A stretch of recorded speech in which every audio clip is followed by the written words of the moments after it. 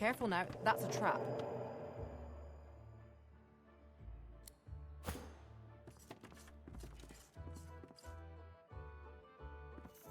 That looks dangerous, but maybe I can disarm it.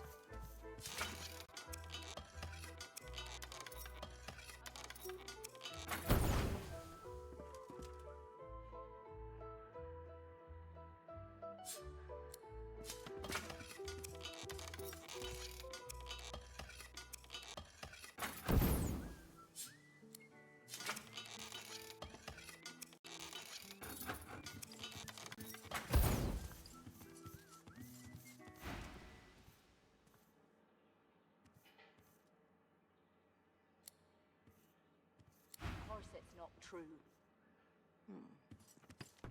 Smile all you want. I'm not in love with you. Better watch yourself, lass. Got greedy eyes on you. Sets me on edge.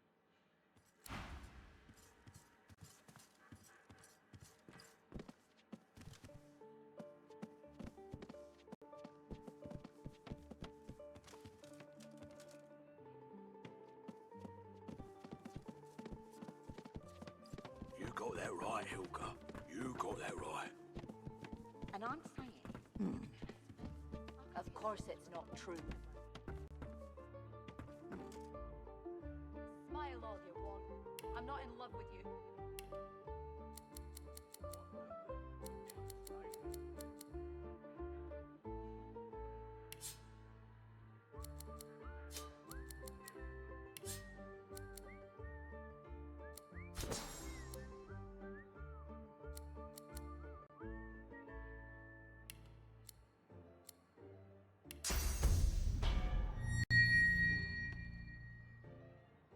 Weathered and rugged, the man sleeps soundly. He mumbles in his slumber. He goes back to sleep.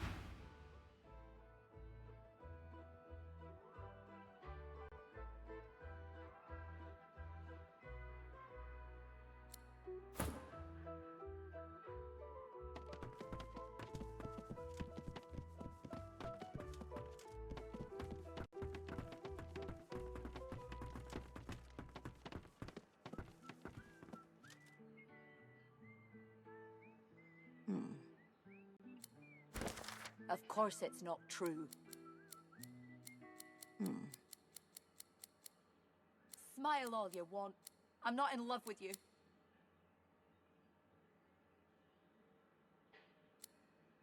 You've got to pick who you can trust. You got that right, Hilka. You got that right. And I'm saying you can trust me. I can see a sorcerer from a mile away. And you can't be too careful, you know? If they can get Alexander, they can get any of us. You're right about that. Right as rain, Of course Hilka. it's not true. Smile all you want. I'm not in love with you. She babbles breathlessly on, barely aware you're there, and nearby sounds a ringing bell. My ears are still a-ringing. That accursed bell lies with the Peacemaker, on the bottom in the rocky shallows. My compass lies there too.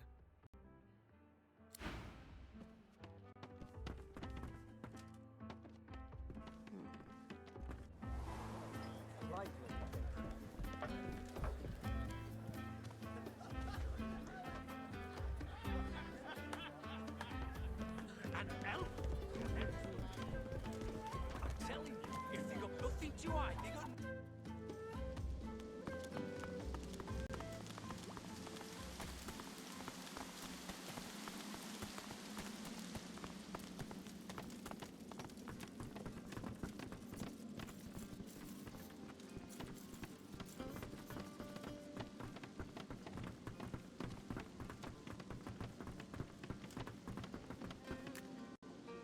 What is it? I have a lot on my mind.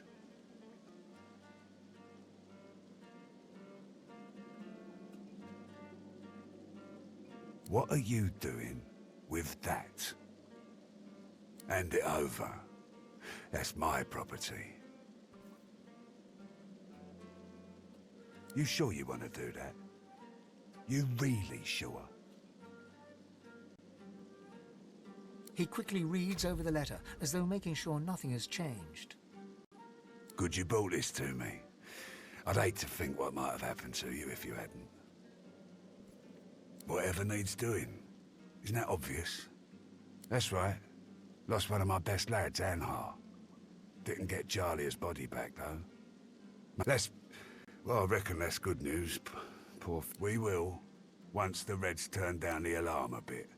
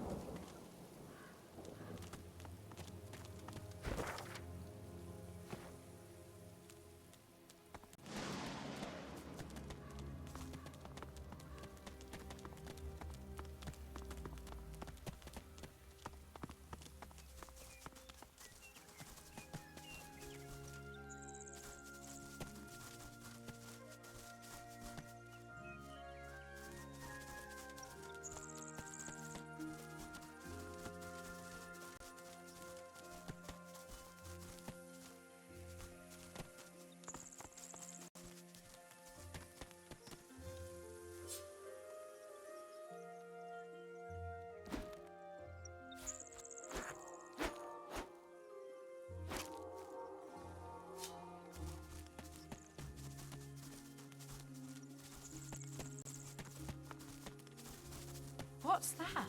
It sounds like there's a battle unfolding nearby.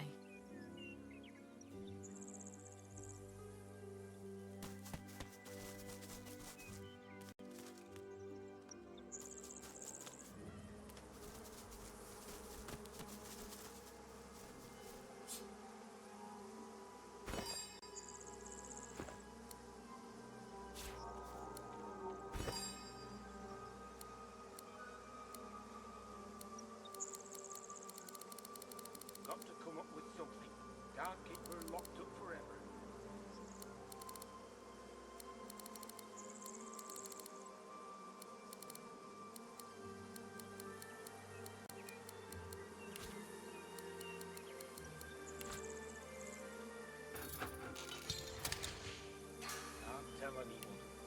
Magisters would probably have her killed.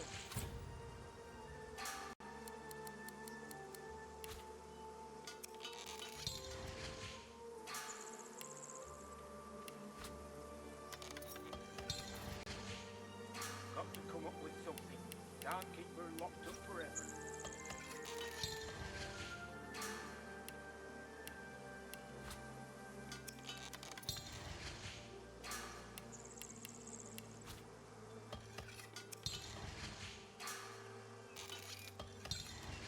Some potion that can calm her.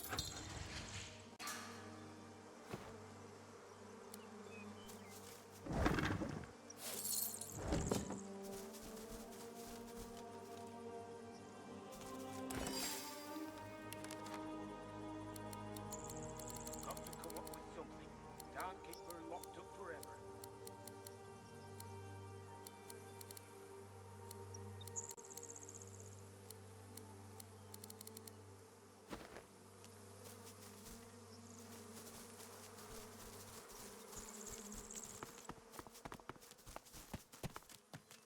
There must be some potion that can calm her. A man paces back and forth, puffing anxiously on a pipe. His face is creased with tiredness. The faint coppery hue of dried blood stains his hands. He sees you. If you're looking for healing or the like, then you'd best look elsewhere. My plate is full for now. The man chomps on the bit of his pipe, generating a small cloud of nervous smoke. Finally, he plucks it from his mouth and clears his throat. I came by a new patient, a young woman, very troubled. I'll do what I can for her, but I'll need to concentrate. And that means... He gestures with his pipe for you to leave. Fine. You can help. Take this key and go to the cellar. I'll join you there. Just be careful. It's clear she's a powerful sorcerer, but also whatever she was subjected to has warped her in body and mind. I have her locked up for good reason.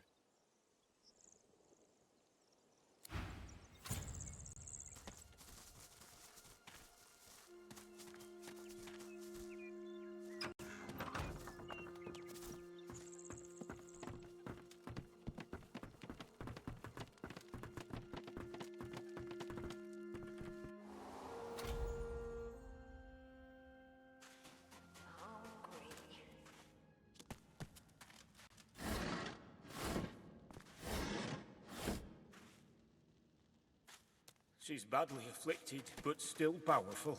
Be careful.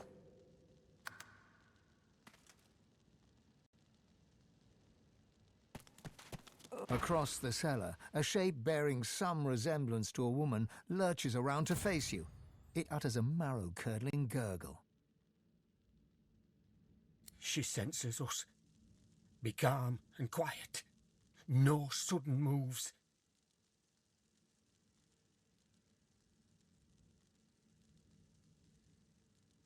You're right. I hadn't noticed before.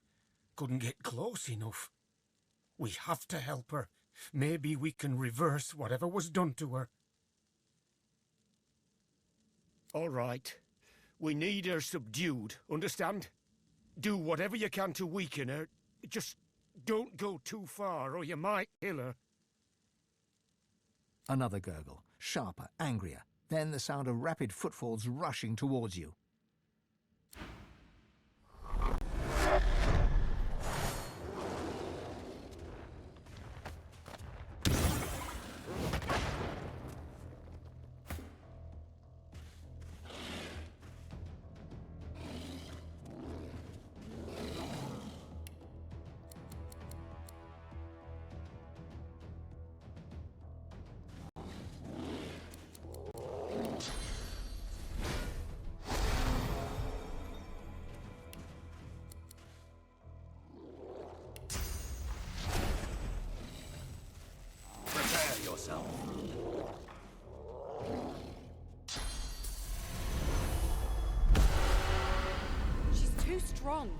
She must be weakened, or there's no way to help her.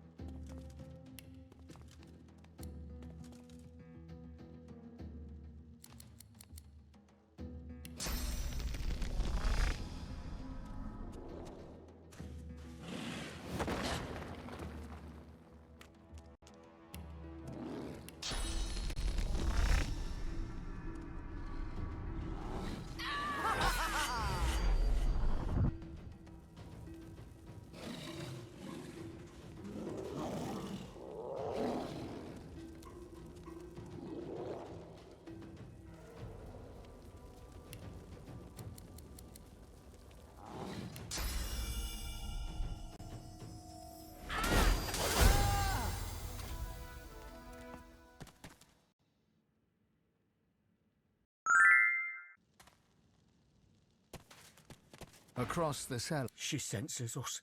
You're right. All right. another gurgle.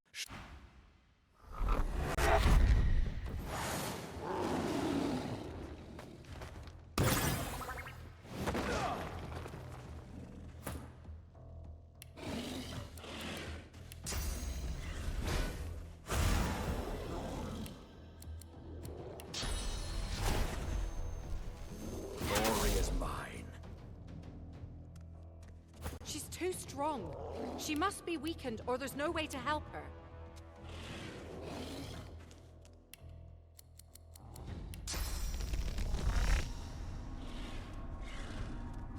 Hurts, doesn't it? The young woman lies still on the floor, her breathing an uneven rasp. Swan's satchel of surgical tools lies nearby. Swan approaches, cradling his arm with a grimace of pain. Those summons of hers broke my arm. I'll do what I can to help, but the rest is up to you. Tread carefully. One false move and she's dead. Swan carefully holds her head steady with his one good arm. Something moves along her exposed lobe. It's a maggot of some kind. The maggot is caught in the pinch of the tweezers and plucked off in a single, swift movement. The woman's breathing has grown shallow as she hovers between life and death. All you can do is close her up and hope for the best. You replace the extracted bone and bind it with copper hooks. Then you draw the scalp back in place and start stitching the incision shut. The woman's breathing grows stronger, more even. Color flushes her cheeks. She's alive. You did it. I've never seen anything like that, not in 20 years. I'll tend to her here for a while. She shouldn't be moved yet.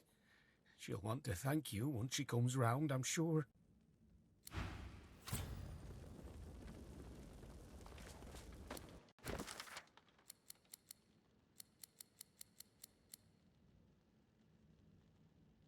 It's a damn miracle that she survived.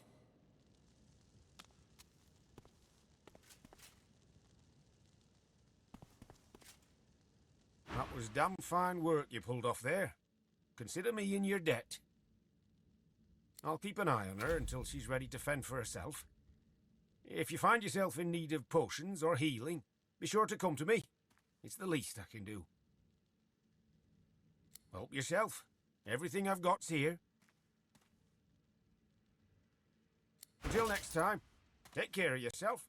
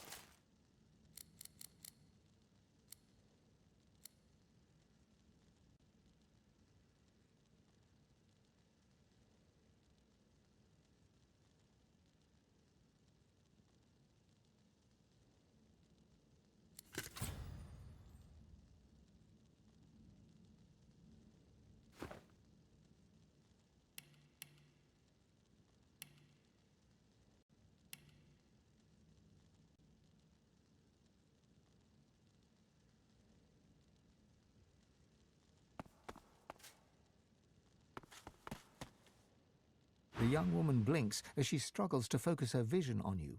She looks weak, pale, but already visibly more human. It's you. I remember your face in the darkness. You saved me. The Magisters arrested me in Arx for sorcery. They strapped me to a table, and they put something in my head. Something alive. They put me on a caravan bound for Fort Joy. They said I was going to become a pet for the hammer. I could feel myself changing. I tore off the shackles that held me, like they were parchment. I remember hearing screams, feeling the blood of others on my hands, in my mouth. Then I ran. And then I woke up here.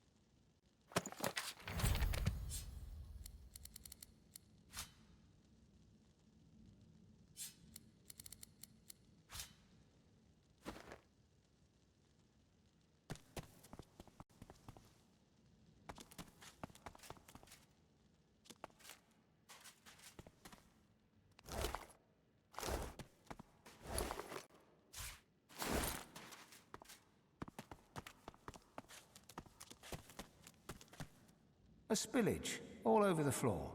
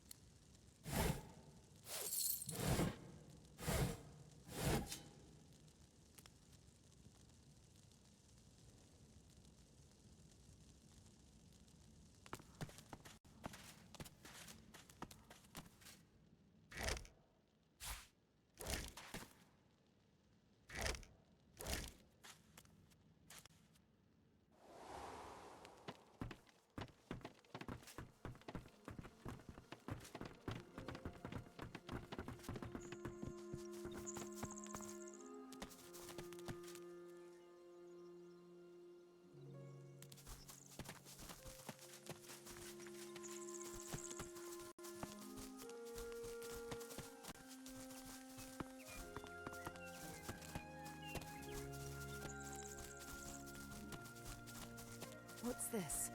I found something.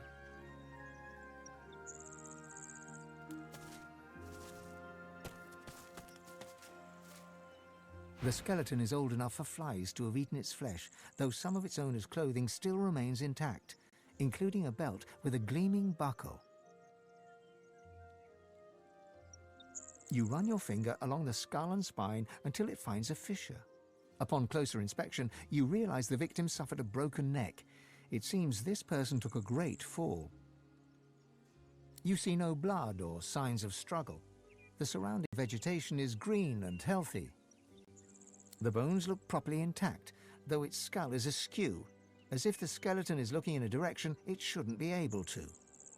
The belt may have been gnawed by rodents and reptiles, but the name engraved on its buckle is unmistakable: Victor.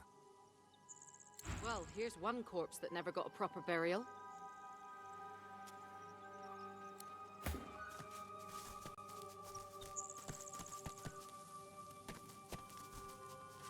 The shaggy dog keeps his distance, wary eyes sizing you up as his hackles rise. You run away. Everyone here run away. All run from something.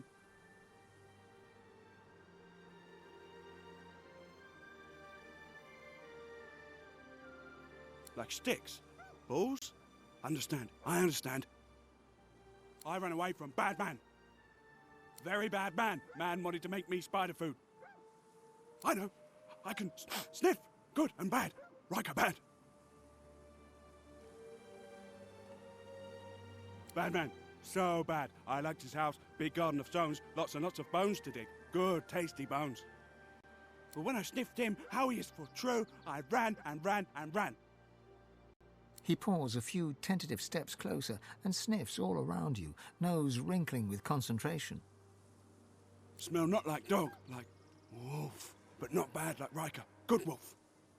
He bounds forwards and licks your face effusively. His breath stinks of graveyard clay and ancient bones. Immediately, you feel an allergic reaction developing on your cheek, hot red blotches spreading in an angry rash.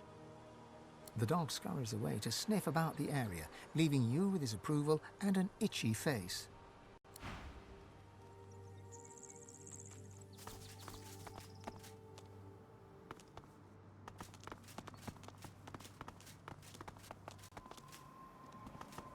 Looks like this place has seen better days.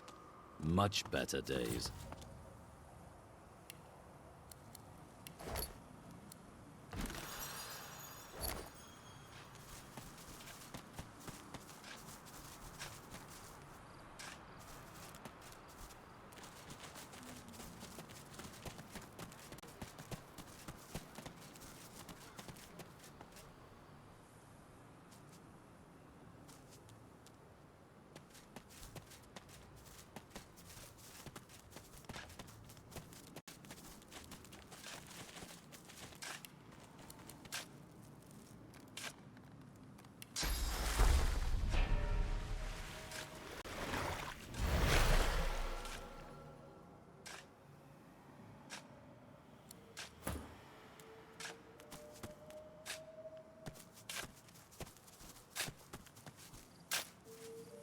Gareth toils in monotony. Gareth freezes, then turns slowly towards you. His breaths are steady, his voice a monotone. I'm digging my own parents' graves. You'll have to forgive me for not being first-rate company. Gareth moves to continue his task, but his cadence falters. He pauses. Silence hangs, begging to be broken. No, of course you didn't. Godwoken, I've seen Seeker's blood seeping into the sand. I waded through corpses on the deck of the Lady Vengeance. But when the lifeless eyes looking back at you are your own mother's, I just didn't know. I didn't know what darkness lied beyond pain. Now, well, now I do. Gareth shies away from you. His eyes pass over the half-filled graves, and he takes a shuddering breath. Comfort! Even Lucian has none to spare. I've prayed to him, an endless litany. How many tears do I have to shed? How much must I lose for him to listen? No comfort, only recompense. Against Dallas's cronies, against the abomination that carry out their commands. The monks do the dirty work, and the whites keep their robes clean. Convenient! The monks that did it, they're still in the house, spreading their rancid smell. Paladins came to clean up the mess. In the name of Lucian, they say, and they seem to believe it. Gareth forcefully exhales and looks past you to the nearby house. You fear he might snap the shovel's handle in two.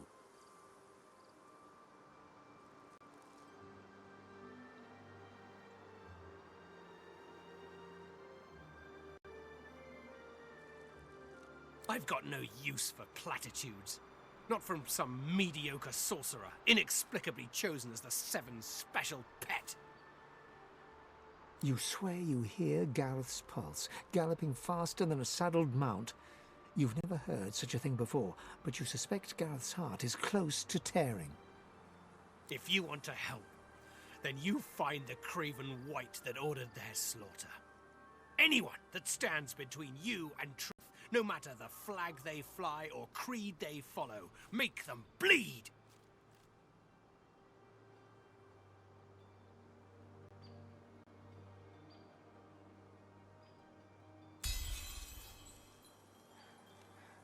His clenched jaw tightens further, and then, in an instant, Gareth's guard is broken. Tears well in his eyes. With every blink, a pearl of grief falls to his cheeks.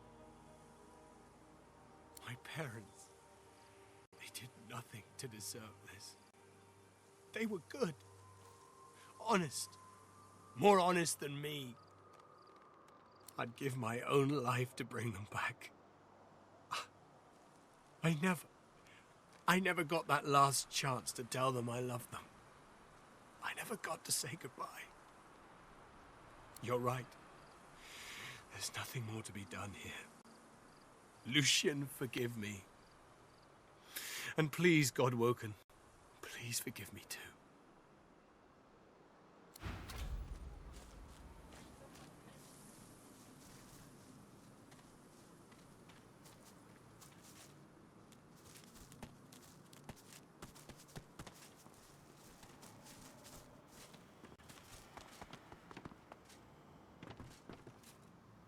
The two paladins Gareth mentioned are arguing in front of the door to the modest farmstead. As they notice your arrival, they stop talking and look at you quizzically. We're guarding this house. Wise to stay well back. There's a bunch of silent monks inside who've tasted blood today. Already killed in there, so they did. They didn't kill anybody. The magisters who control them did. You know Donna, she wouldn't hurt a fly. Not until they turned her. But they did turn her. And now she's not Donna anymore. Get it through your head. The poor creature should be put down. No, wait! Surely, maybe someday they can be fixed. When all this source nonsense is over. The other paladin rolls his eyes and shakes his head as he turns to face you. In any event, it's our business, not yours. You just stay well away from the door and you'll be perfectly safe.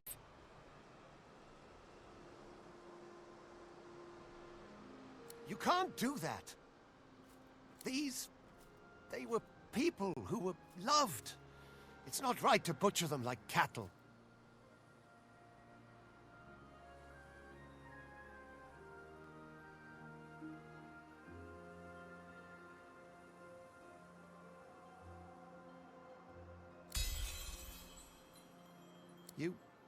You're right. Here, take the key. We'll leave you to it. I don't want to see Donna like that again. You'll remember her as she was, Jad. The real her.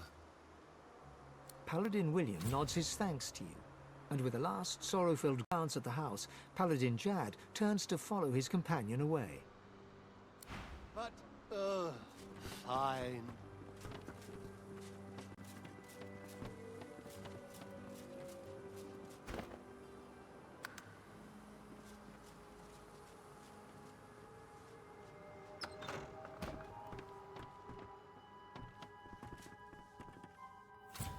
The lumpen, silent monk stands like a pillar of decaying flesh. So still it seems he's not even breathing. All of a sudden, like a bellows, he exhales a fetid gust right into your face. The stench of rot shrouds you, coating you in a way you fear will never truly be washed away. He looks through your eyes with seeming disinterest as the life ebbs from his body, drop by drop, until he is gone and the flesh that housed him slumps to the ground.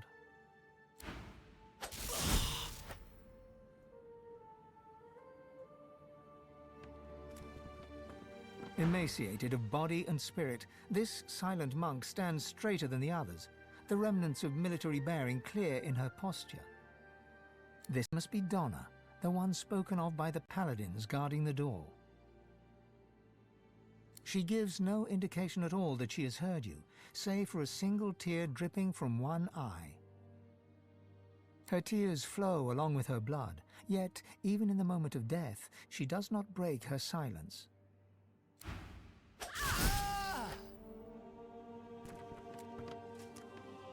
This dwarven monk hangs his head, as if looking down at his feet. A wretched gurgling noise issues from him. Staring down into his face, you realize you were staring into mutilation. He has no eyes, his empty sockets crawling with blood maggots. The gurgling sound comes from his stitched mouth, though no meaning can be understood. He does not resist in the least, merely slumps to the ground with one final gurgle.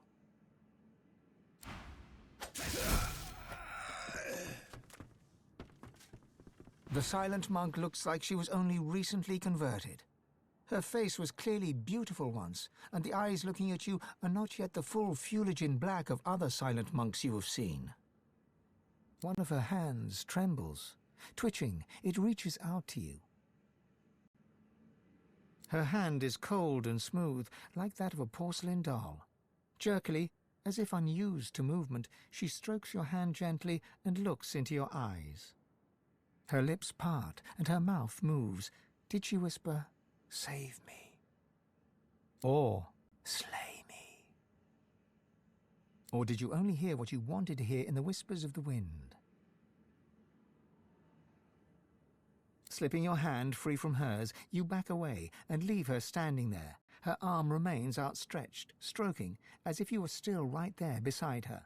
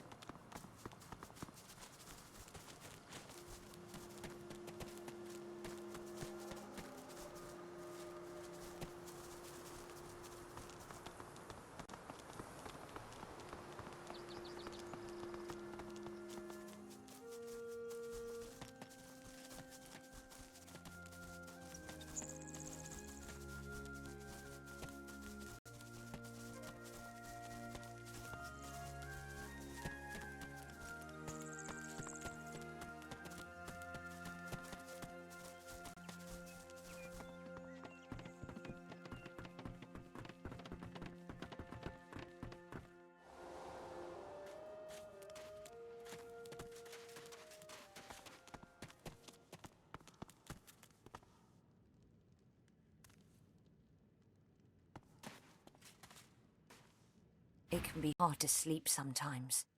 I get flashes of... before. The Magisters arrested me in Arx. They put me on a caravan bound for Fort Joy.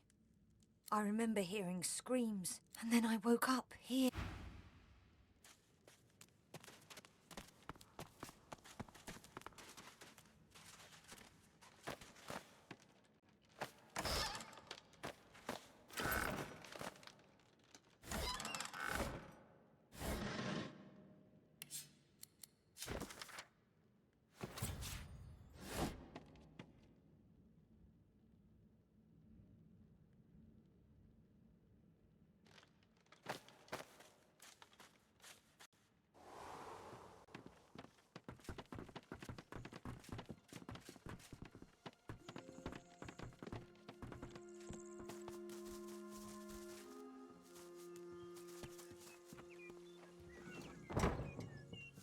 Swan gives you a nod. He seems less tired than before. His pipe has been replaced with a piece of straw dangling from his mouth. He plucks it out and greets you. Good to see you again. Was only just thinking about you recently. Still can't get over that trick you pulled off. She's doing well, you'll be glad to hear. Well on the mend. Natalie's her name, by the way.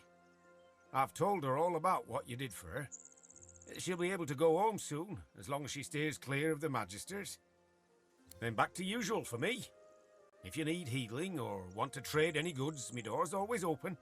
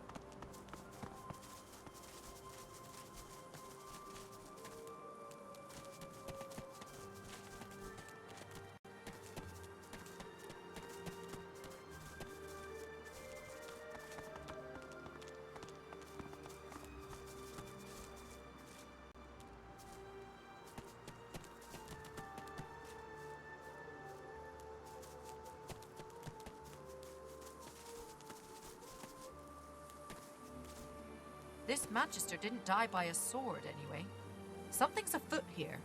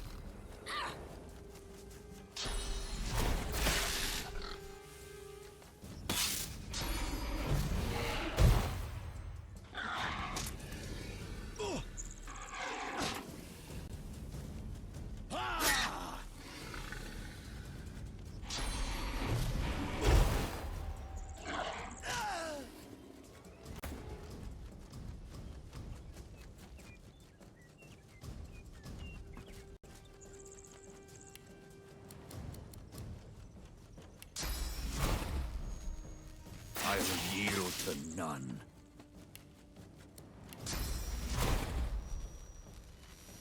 I will yield to none.